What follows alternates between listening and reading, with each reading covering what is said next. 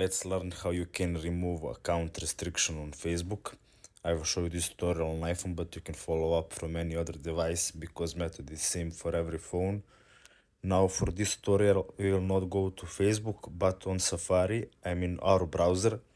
Why? Because you can't remove the restriction yourself, only Facebook support can do it for you.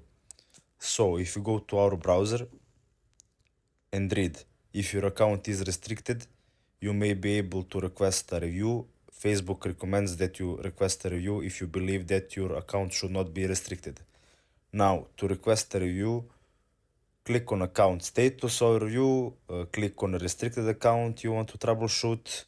In the what you can do section, click request review and complete on the screen steps. And now when you're done, Facebook will review your account to see whether the restriction should apply. Typically their review is completed in 48 hours. So that's it.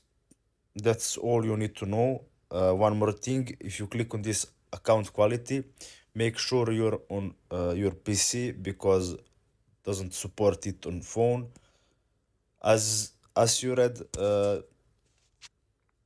you can't remove the restriction yourself. You will just have to post a review and tell support that you're all good, you don't need that restriction, and pray they took off that from you.